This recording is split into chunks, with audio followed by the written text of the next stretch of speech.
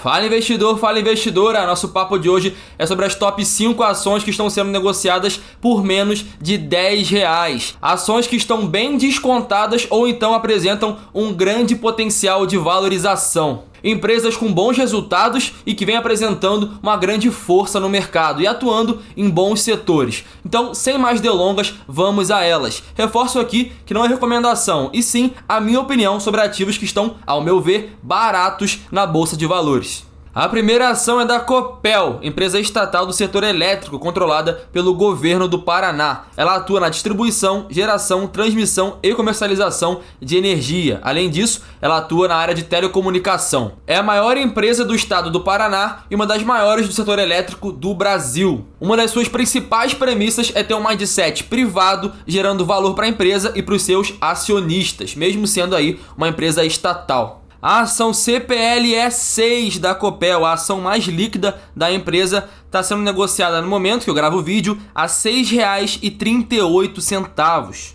A Copel tem um valor de mercado de aproximadamente 17 bilhões de reais. Ela atende diretamente 4,8 milhões de clientes em 395 municípios e 1.113 localidades. Eu fiz uma comparação da Copel em relação a alguns pares do setor elétrico. Fiquei aqui com os indicadores que eu mais uso para analisar uma ação. Claro que outros indicadores também são importantes, mas para não ficar muito extenso, eu filtrei aqui os indicadores que eu acho mais relevante para analisar a ação. Podemos ver que o yield da Copel está bem elevado em comparação ao setor, com 15,25%. A Copel está com uma política de dividendos de payout de 65% do lucro. Aí um payout bem considerável. Além disso, a relação preço-lucro ela também tem o melhor dentre esses pares do setor e a dívida líquida sobre EBITDA de apenas 1,6, um ótimo número principalmente no setor de energia. Trouxe aqui o destaque histórico dos últimos anos da receita líquida e da margem líquida. A gente vê que a média histórica da margem líquida fica em 12,32%, um ótimo número. E até ano passado negociava a mais de 20%. Esse ano, por causa da crise hídrica, deu uma pequena queda ali, 17%, mas ainda assim é um ótimo número de margem líquida. E a receita líquida também a gente vê que vem crescendo consideravelmente nos últimos anos. Então aí uma empresa que consegue gerar caixa ano a ano. Trouxe alguns destaques que abordam sobre a questão do balanço da Copel. A gente vê que a XP avaliou o segundo trimestre como sólido, mesmo com a crise do setor. A crise hídrica vem afetando fortemente as empresas do setor, principalmente aquelas mais dependentes da energia hidrelétrica. A Copel teve uma queda de 37% no seu lucro líquido no segundo trimestre, caindo aí para 1 bi. No entanto, a receita líquida avançou em 18,4% aí para 5,42 bilhões e o EBITDA também teve uma ligeira alta, com 0,65%. Para fechar a análise da Copel, acho que sempre vale salientar os pontos de risco de se investir na empresa. Para mim, o principal deles é ela ser estatal, aí a chance de ter um inchaço da companhia, uma alta intervenção do governo, então sempre fica aí esse alerta para uma empresa estatal. Outro fator é que um setor elétrico, no geral, é altamente regulado, qualquer tarifa a mais, aí, qualquer cobrança a mais pode impactar a receita da empresa, então fica aí um alerta a se investir numa empresa do setor elétrico. E outro fator que eu acho bem relevante é a concorrência do setor, dos leilões, das concessões. Então é um setor bem amplo, diversas empresas aí que buscam essas concessões, melhores contratos, então aí a Copel fica aí num setor com várias concorrentes. A segunda empresa é a Sanepar, mais especificamente a ação preferencial da companhia, a SAPR4. Ela está sendo negociada a R$ 3,87.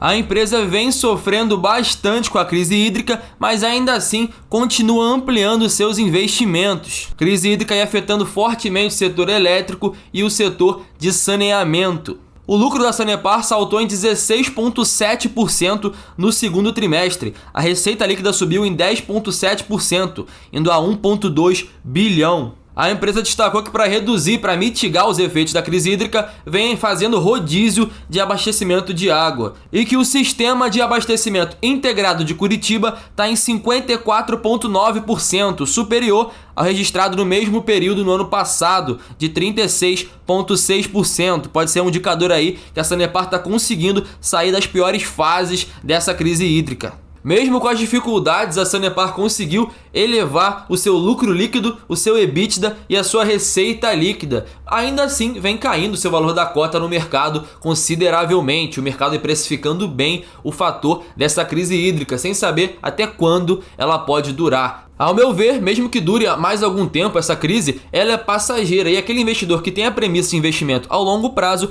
deve focar agora na qualidade da Sanepar e nos fundamentos que ela apresenta no seu histórico, podendo enxergar esse valor de mercado como uma oportunidade de compra dos ativos da empresa. Assim como no caso da Copel, eu fiz uma comparação aqui com outra empresa do setor, com a Copasa. Claro, tem outras empresas de saneamento também, mas ao meu ver, essas duas são as melhores do setor e as que levam vantagem aí nos indicadores. Por isso filtrei aqui com essas duas. Podemos ver que em todos os indicadores as empresas se equivalem muito, tirando, claro, o dividend yield, que a Copasa vem entregando um yield melhor que a Sanepar. Mas, no entanto, mesmo naqueles que a Sanepar leva vantagem, quanto que a Copasa leva vantagem, a diferença é muito baixa. Destaque aí para o ROI de 14,15%, acima de 10%, já é um ótimo número. A liquidez corrente também de 1,62, acima de 1, já é também um ótimo número. E a margem líquida, uma ótima margem líquida de 21%, ali acima de 10%, já é também um ótimo valor.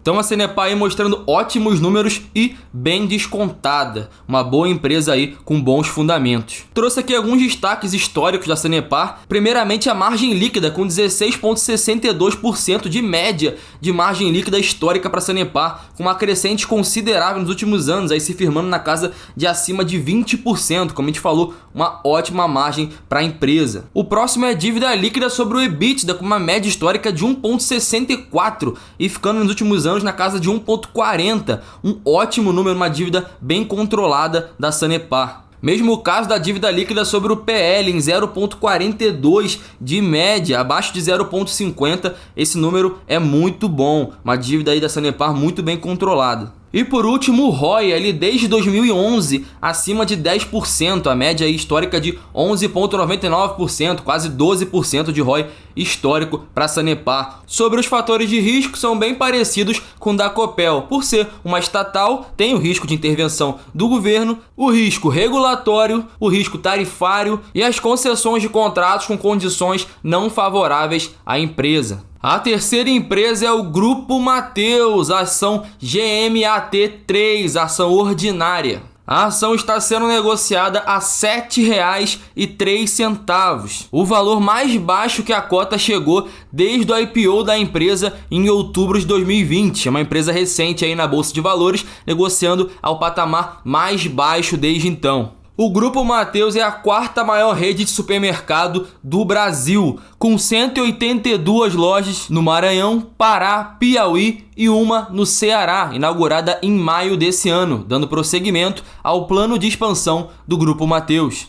A rede é a líder no segmento nas regiões Norte e Nordeste e tem dificultado a entrada de grandes players no setor, como Carrefour e Grupo Pão de Açúcar. A empresa tem uma estratégia de crescimento muito bem estipulada e o principal foco no momento é consolidar a posição de liderança no Norte e no Nordeste. No mês de julho, ela inaugurou mais 4 lojas, fechando o mês com 182 lojas em operação. O lucro líquido da empresa, que subiu em 53,9% no primeiro trimestre, recuou em 2,5% no segundo trimestre do ano. Ainda assim, o Grupo XP avaliou os resultados foram bem sólidos, acima das suas expectativas. Os investimentos da empresa vêm fazendo seu caixa queimar de forma considerável. E nesse último balanço ocorreu uma queima de 28 milhões desse caixa, aí focado no projeto de expansão. Fica aí uma expectativa de com o crescimento maior da empresa que esse lucro se amplifique. Uma prerrogativa que fortalece esse investimento da empresa em expansão em si própria é a não distribuição de dividendos. Ela não distribui dividendos aos acionistas, é focada totalmente no reinvestimento no seu próprio crescimento. Então, pelo menos no momento, para quem foca mais em dividendos e não quer ter uma empresa aí que foque em crescimento, ela não é a melhor opção para você. Mas, ao meu ver, é sempre bom balancear na carteira ações de dividendos e ações de crescimento. Separei aqui alguns indicadores históricos também da empresa, o ROI de 15,24% de média, um ótimo retorno aí da empresa. Na margem líquida, aí 5,39%, não é uma margem muito grande ainda. No entanto, a empresa vem focando agora no crescimento, vem queimando caixa e por isso essa margem acaba ficando pressionada. Na dívida líquida pelo PL, menos 0,07, a empresa gera mais caixa do que dívida, não precisando aí se alavancar. Uma das premissas da empresa é buscar esse crescimento de forma orgânica, sem precisar de alavancagem. E ela também tem uma ótima liquidez corrente, quase de 4. Ela não precisa aí de geração de caixa a curto prazo para pagar suas obrigações. E agora os riscos de se investir no Grupo Mateus. Para mim, o principal é que desde 2011 ele recebe benefícios fiscais no estado do Maranhão. E a partir de expansão para outras regiões e estados e uma possível reforma tributária, pode aumentar o pagamento do imposto de renda para a empresa. O segundo é uma possível inflação no preço dos alimentos, causado pelo aumento do preço das commodities. E o terceiro é o enfrentamento com grandes players, principalmente se ele decidir se expandir para mais regiões, como Sul e Sudeste. A quarta ação é a Santos Brasil, de código STBP3. Ela vem sendo negociada a R$ 7,63. A Santos Brasil atua no segmento de operações portuárias de containers, oferecendo soluções logísticas para os seus clientes. Ela atua em 3 terminais de containers, 2 centros logísticos e um centro de distribuição. A cotação da empresa, há 2 anos atrás, chegou a negociar na casa ali de R$ 3,30. E esse ano já se aproximou dos R$ 10. Teve uma queda agora, está negociando ali na casa dos R$ 7. É uma empresa que vem mostrando crescimento nos últimos anos. Ela é considerada uma small cap, então um foco aí no crescimento. A empresa, que tinha tido um prejuízo de 9,4 milhões no segundo trimestre de 2020, teve agora um lucro de 60,4 milhões no mesmo período em 2021. Essa melhora dos resultados da Santos Brasil se dá fortemente por 3 fatores: o aumento na movimentação de carga, a melhora nas importações, que amplia a receita de armazenagem, e também a renegociação dos contratos. A empresa então segue num viés de otimismo após esse bom resultado do segundo trimestre. Eu trouxe aqui um recorte dos indicadores de endividamento da empresa. Ela mostra um controle das dívidas muito forte, com uma geração de caixa bem superior às suas obrigações de pagamento. Então aí uma small cap, uma empresa boa para crescimento, que vem controlando as suas dívidas.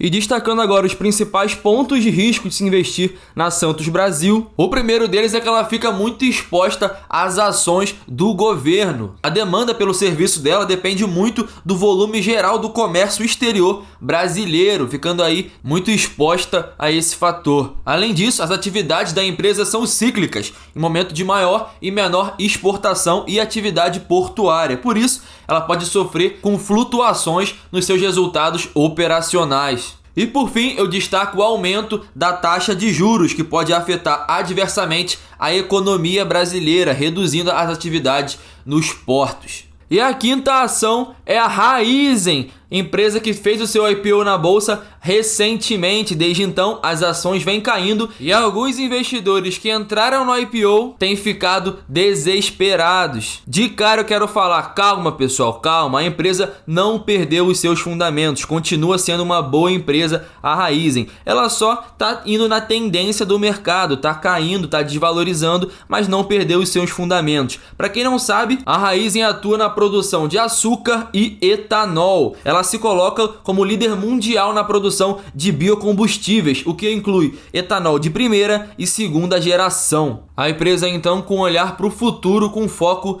em energias renováveis. A empresa captou 6,9 bilhões no seu IPO e desde que começou a ser negociado na bolsa, desvalorizou 5,8%. Hoje ela negocia na casa dos R$ 6,82. E o código de negociação é RAIZ4. A Raízen é uma gigante do setor e tem um grande diferencial que coloca ela na frente no seu setor de atuação. Ela consegue produzir um combustível muito menos poluente que o etanol de primeira geração. Ele é produzido através do melaço da cana-de-açúcar. Essa e outras vantagens competitivas me fazem crer que a Raízen é uma boa empresa e tem uma chance de upside bem grande. Então quem aí considera investir no papel, acredito eu que essa ação vai valorizar. Fica aí a critério de cada investidor analisar melhor a empresa e ver se vale ou não entrar nesse ativo. Avaliando os riscos, o primeiro eu considero aí que se tivermos aí uma extensão ainda do coronavírus com variantes chegando, a demanda dos produtos em escala global pode afetar as operações da empresa. E também o aumento do preço de combustíveis, em especial o diesel, que pode aí elevar os custos das operações. Pessoal, essa foi as top 5 ações aqui abaixo de R$10. Espero muito que vocês tenham gostado do vídeo. Deem um like, compartilhem, se inscrevam no canal para ajudar aqui o canal a crescer e produzir mais vídeos como esse. Grande abraço, pessoal. Até a próxima.